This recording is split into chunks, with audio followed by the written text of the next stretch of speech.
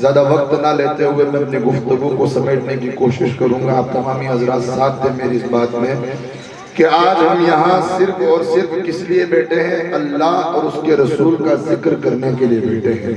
ہمارے یہاں آنے کا صرف ایک مقصد ہے، اللہ اور اس کے رسول کو راضی کرنا اور نبی کا ذکر کر کے اپنی زندگی کو خیر و عافیت کے ساتھ بنانا. آئیے میں آپ کو آج سے 1450 سال پہلے لے چلتا ہوں. آج سے میں 1450 سال پہلے میں آپ کو لے کر چلتا ہوں.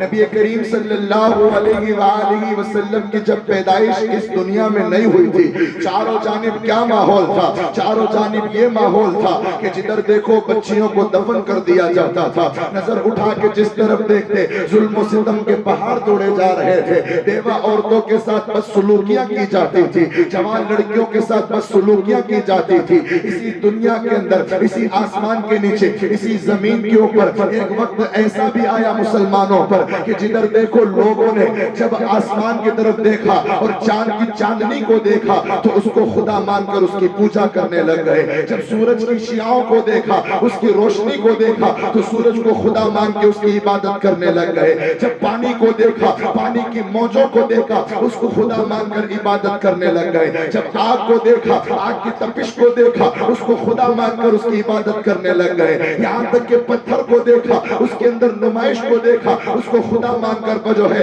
خدا مان کر عبادت کرنے لگ گئے. جب ان لوگوں نے جانوروں کو دیکھا اور جانوروں کے اندر کچھ اکیلا پن دیکھا، اچھا پن دیکھا، ان کو خدا مان کر ان کی عبادت کرنے لگ گئے. اب وقت ایسا تھا، اب وقت ایسا تھا، چاروں جانب کفر کا ڈنکا بج رہا تھا، چاروں جانب کفر کی باتیں ہو رہی تھی. جدھر دیکھو کوئی آسمان کو پوج رہا ہے، کوئی سورج کو پوج رہا ہے، کوئی چاند کو پوج رہا ہے، کوئی ستاروں کو پوج رہا ہے، کوئی آگ اور پانی کو پوج رہا ہے. ایسے وقت کے اندر ضرورت تھی نوح علیہ السلام جیسے نبی کی. ایسے وقت کے اندر ضرورت تھی ابراہیم علیہ السلام کی جیسے نبی کی. ایسے وقت کے اندر ضرورت تھی حضرت اسماعیل علیہ السلام کے نبی ہونے کی. ایسے وقت کے اندر ضرورت تھی حضرت موسیٰ کی دین کی. ایسے وقت کے اندر ضرورت تھی عیسیٰ کے دین کی. لوگوں نے اللہ کی بارگاہ میں دعا کی، اے مالک جب طوفان آیا تھا تو نوح علیہ السلام کے زمانے کے اندر تو نے طوفان نو میں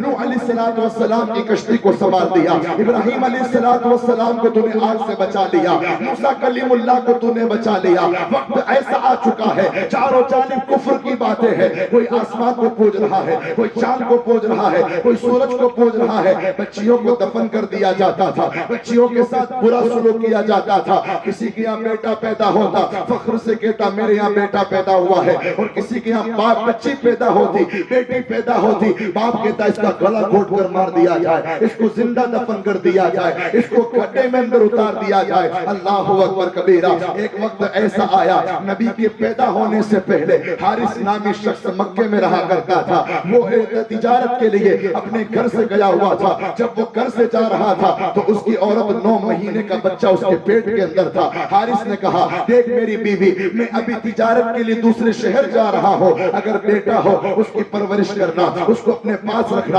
اور اگر بیٹی ہو جائے اس کو زندہ دفن کر دینا، اس کا گلا گھونٹ کے مار دینا. اللہ اکبر کبیرہ. حارث اپنے مکان سے چلا گیا، تجارت کے لیے اپنے شہر کو چھوڑ کر دوسرے شہر چلا گیا. ادھر عورت کے اندر، ادھر عورت کے پیٹ سے کوئی اور نہیں بلکہ بیٹی کی پیدائش ہوئی ہے. اللہ اکبر کبیرہ. اے میرے مسلمانوں ذرا دل پہ ہاتھ رکھ کے بتاؤ، اگر ماں کے پیٹ سے چاہے بچہ ہو یا بیٹی ہو، بچہ ہو یا بچی ہو، کیا کسی ماں کا دل گوارا کرے گا کہ اس پھول جیسے بچی کا گلا گھونٹ کر مار دیا جائے، اس پھول جیسے بچے کا گلا گھونٹ کر مار دیا جائے؟ ماں کی ممتا تڑپ کر باہر آتی ہے، کہتی ہے کہ نہیں اس بچی کا گلا نہیں گھونٹا جائے گا، بلکہ اس کی پرورش کر کے اس کو بڑا کیا جائے گا، اس کی پرورش کر کے اس کو بڑا کیا جائے گا، اس کی خدمت کر کے اس کو بڑا کیا جائے گا. اللہ اکبر کبیرہ. لیکن کہا کہ اپنے گھر میں نہیں رکھ سکتی. حارث آ کر پوچھے گا تو کیا کیا جواب دوں گی؟ اس نے اپنی بچی کا ہاتھ پکڑا، پکڑنے کے بعد پڑوسی کے مکان میں لے گئی، لے جانے کے بعد کہا اے پڑوسی دیکھ لے یہ میری بیٹی ہے، روزانہ میں دودھ پلانے یہاں آؤں گی لیکن پرورش تجھے کرنی ہے، نام تجھے دینا ہے، اس کا کام تجھے دیکھنا ہے، جو خرچہ ہو مجھ سے لینا، جو ضرورت کا سامان ہو مجھ سے لینا، لیکن اس بچی کی پرورش میں آنچ نہ آنے دینا، اس بچی کی پرورش کے اندر کچھ نہ ہونے دینا۔ اللہ اکبر کبیرہ۔ پڑوسی نے بات مان لی، اس بچے کو سینے سے لگایا اور اپنے مکان کے اندر رکھ دیا۔ کئی مہینوں کی مدت کے بعد جب حارث واپس اپنے گھر پر آیا، آ کر پوچھتا ہے کہ بیٹی کیا بچے، اپنی بیوی سے پوچھتا ہے کیا تیرے حمل کے اندر، پیٹ کے اندر جو تھا کیا ہوا؟ تو ماں نے کہا، اس بیوی نے کہا اے حارث تیرے جانے کے بعد میرے پیٹ سے بچی ہوئی تھی جس کو میں نے زندہ گھونٹ کر مار دیا ہے، گلا گھونٹ کر مار دیا ہے، اس کو دنیا میں نہیں رکھا ہے۔ حارث خوش ہوا، اچھا ٹھیک ہے، اپنے کام کاج میں لگ گیا۔ لیکن جب حارث اپنے مکان میں ہوتا، پڑوسی کی گھر پر نظر جاتی اور اس پڑوسی کے گھر کے آنگن کے اندر 4 یا 5 مہینے کی بچی کو کھیلتے دیکھتا تو دل ابھر کے اس کی طرف جاتا، اس کو کھیلتے ہوئے دیکھتا تو محبت بھری نگاہوں سے دیکھتا، کبھی اس کو اٹھا کر گود میں لیتا، کبھی اس کی پیشانی کو چومتا، کبھی اس کے ہاتھوں کو چومتا، اس کے پاؤں کو چومتا،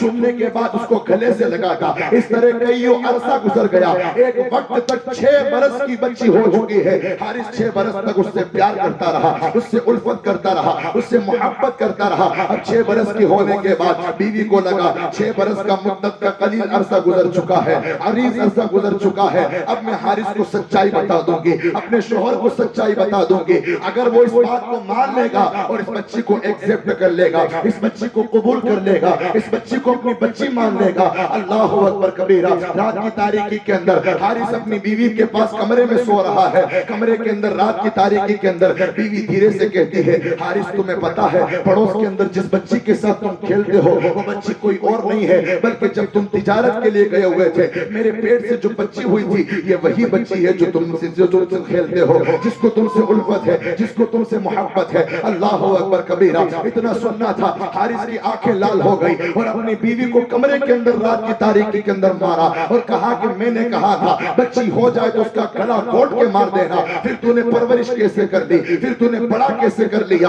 اللہ اکبر کبیرہ۔ حارث اپنے کمرے سے نکلا، نکلنے کے بعد بچی کو پکڑ کے گھسیٹتا ہوا بالوں سے کھینچ کے لایا۔ ہائے اللہ، وہ باپ کیسا باپ ہوگا کہ اپنی پیاری بچی کو بال سے گھسیٹ کر مار رہا ہے، مارتے ہوئے لا رہا ہے، چھوٹے چھوٹے گال پر تماچے مار رہا ہے۔ اے مسلمانوں، یہ وقت دنیا نے دیکھا ہے، یہ ماجرا دنیا نے دیکھا ہے، یہ منظر آسمان نے دیکھا ہے، یہ منظر فضاؤں نے دیکھا ہے۔ اللہ اکبر کبیرہ۔ حارث کھینچتا ہوا مارتا ہوا بچی کو باہر لاتا ہے اور کہتا ہے کہ میں تو جانتا تھا تو تو پڑوسی کی بچی ہے، تو تو میرا ہی خون نکلی ہے، چل میں تجھے زندہ دفن کر دوں گا، چل میں تجھے زندہ گھاڑ دوں گا۔ اللہ اللہ۔ دوڑتی ہوئی بیوی باہر آئی، پاؤں کو پکڑا حارث کے، کہا کہ اے حارث ذرا پھول جیسی بچی کی طرف دیکھ لے، ارے اس کے رخسار کو دیکھ لے، اس کے چہرے کو دیکھ لے، اس کے ہاتھوں کو دیکھ لے، یہ 6 سال کی بچی نے تیرا کیا بگاڑا ہے، اس کے ساتھ ایسا سلوک نہ کر، اس کے ساتھ ایسا سلوک نہ کر۔ اللہ اکبر کبیرہ۔ حارث نے ایک بات نہ مانی،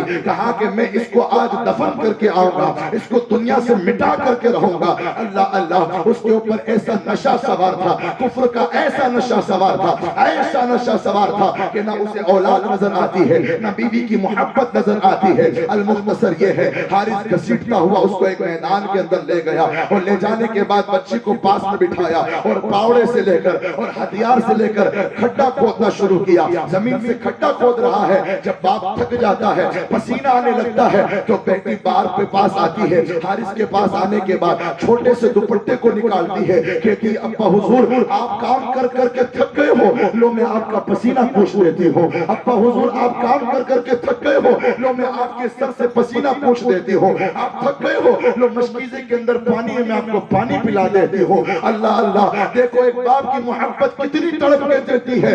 آج آپ کے جانتے ہوں گے، ہم بھی جانتے ہیں، الحمدللہ اللہ نے مجھے 3 بیٹی عطا فرمائی ہے، 3 بیٹیوں کا میں باپ ہوں۔ بیٹی کی محبت کیسی ہوتی ہے؟ باپ بیٹے سے محبت کو چھپا کے رکھتا ہے لیکن بیٹی سے بے پناہ محبت کرتا ہے، بیٹی سے بے پناہ محبت کیا کرتا ہے۔ اللہ اکبر کبیرہ۔ بیٹی نے کہا کہ ابا حضور تھک گئے ہو، پسینہ پوچھ دیتی ہو، پانی پلا دیتی ہو، لیکن اس پر کفر کی حرص تھا، کفر کی لالچ تھی، کچھ نظر نہ آتا تھا، صرف اور صرف اس بچی کو زندہ دفن کرنا ہے، اس بچی کو مٹانا ہے۔ اللہ اللہ۔ واپس بیٹھنے کے بعد تھکان पूरी होने के बाद फिर खड्डा खोदना शुरू किया, इधर पावड़े से इधर हथियार से खड्डा खोद रहा है, उधर बच्ची भी नन्हे नन्हे हाथों से मिट्टी हटा रही है। अल्लाह अकबर कबीरा। क्या मंजर होगा, इस दुनिया ने क्या मंजर देखा था, इस आसमान ने क्या मंजर देखा था। उस बच्ची को ये पता नहीं है जिस गड्ढे के अंदर से वो मिट्टी निकाल रही है, अनकरीब उसी गड्ढे के अंदर उसको दफन कर दिया जाएगा, अनकरीब उस गड्ढे के अंदर उसको सुला दिया जाएगा,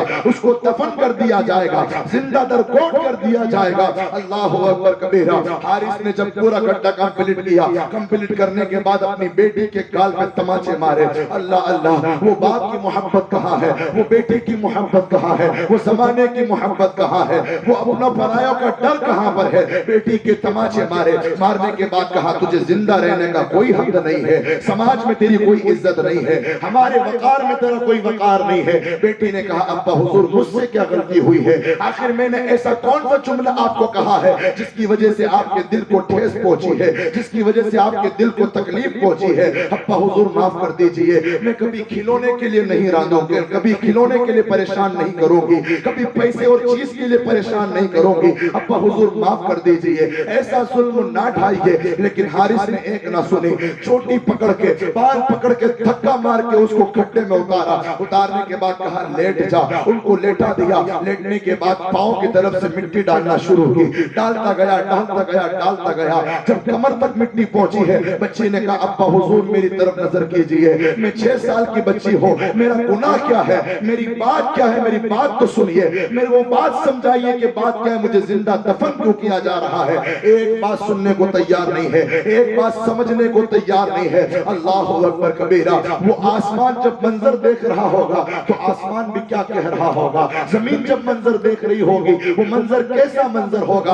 आज जब हम यहाँ कब्रिस्तान के अंदर मुर्दे को दफन करके आते हैं, दिल में डर रहता है, हाय अल्लाह उसके साथ क्या हुआ होगा, हाय अल्लाह कब्र के अंदर क्या मामलात हुए होंगे। लेकिन यहाँ तो जिंदा बच्चे को दफन करना है, जो मुंह से बोल रही है, जो मुंह से बिलबिला रही है, पुकार कर कह रही है। हारिस से कहने लगी, जब मिट्टी सीने तक पहुंची, पहुंचने के बाद बच्ची कहती है अब्बा हुजूर मेरी अम्मी का ख्याल रखना, मेरी माँ को मेरा आखिरी सलाम कहना, मुझे पता है अब मेरी मौत का वक्त करीब आ गया है, मिट्टी सीने तक पहुंच चुकी है, मेरी माँ को मेरा आखिरी सलाम कहना, उन्हें कोई तकलीफ ना देना, अगर वो काम करने जाए तो उसको काम मत करने देना, बल्कि खुद बढ़ चढ़ के उसके काम में हिस्सा लेना। जब मिट्टी नाक तक पहुंची, उस बच्ची ने अपनी आंखों को बंद कर लिया और सांस को रोक लिया और दफन होकर रह गई। जब वो दफन हुई, हारिस दौड़ता हुआ अपने मकान के अंदर आया, आकर कहने लगा मैंने उस बच्ची को ठिकाने लगा दिया है, मेरे घर के अंदर लड़की का कोई लेना देना नहीं है, अगर लड़का होता तो मैं उसकी परवरिश करता,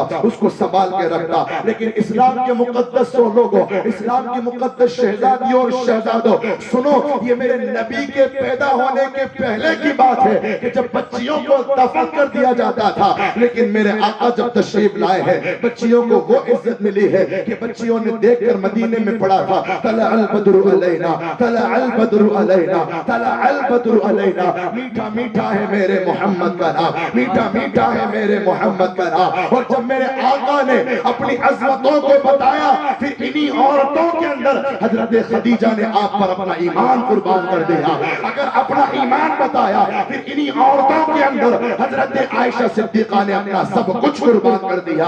वो यूं कह रहे थे, वो कमाल हुस्ने हुजूर है कि गुमाने नक्शे जहां नहीं, यही फूल खार से दूर है, यही शम्आ है कि दुआ नहीं। आका करूं तेरे नाम पे जा फिदा, ना बस एक जा दो जहां फिदा, दो जहां से भी नहीं जी बरा, करो क्या करोड़ों जहां। सुभान अल्लाह सुभान अल्लाह।